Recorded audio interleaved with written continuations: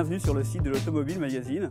Aujourd'hui on est là pour vous faire découvrir le nouveau Dacia Duster qui déboule en concession début janvier. Alors pour remplacer la première génération qui a connu un gros succès avec son look de 4x4 et ses tarifs mini, vous le voyez, Dacia n'a pas pris de risque.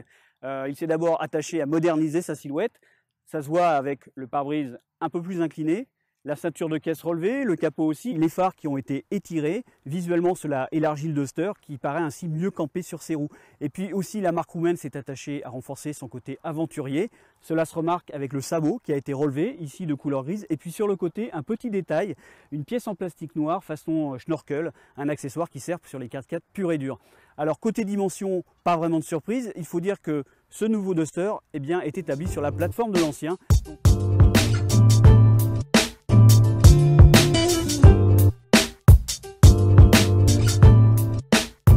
Alors la première chose qu'on remarque quand on s'installe à bord du nouveau Duster, ce sont les nouveaux sièges. La marque roumaine a écouté ses clients. Ils vont profiter de nouveaux sièges, nouvelle armature, nouvelle mousse, plus de maintien, un réglage en hauteur plus simple, enfin un réglage lombaire. Les kilomètres s'annoncent beaucoup plus faciles qu'avant. Alors le morceau de bravoure de ce nouveau Dacia Duster, vous l'avez sous les yeux, c'est cette nouvelle planche de bord, plus haute, plus horizontale. On ne se prononcera pas tout de suite sur la qualité de réalisation car c'est encore un prototype. N'empêche qu'elle fait nettement plus sérieux, plus haut de gamme. Et puis bonne nouvelle, l'écran tactile a été relevé. Alors peut-être pas encore tout à fait assez, mais c'est quand même nettement plus pratique qu'avant. Autre évolution, il y a plus de rangement, notamment autour du levier de vitesse. Et puis côté équipement, Dacia en a rajouté. Il faut savoir que dès la version de base, vous aurez les vitres électriques en série. Ceux qui préfèrent les versions haut de gamme pourront avoir le démarrage main libre et puis même un système à 4 caméras pour pouvoir évoluer en 4x4 en toute sécurité.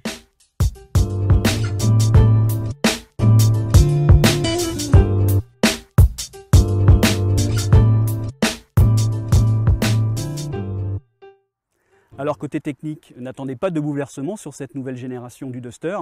L'offre moteur se résume toujours en essence à un 1,6 litre de 115 chevaux et un 1,2 litre turbo de 125 chevaux. Quant aux amateurs du diesel, l'offre se résume toujours au 1,5 litre DCI décliné en 90 et 110 chevaux. Si vous souhaitez une transmission intégrale, pas de souci, elle est au programme. De même, il sera possible pour les amateurs de transmission automatique de choisir une boîte à double embrayage qui sera réservée, elle, au 1,5 litre DCI 110.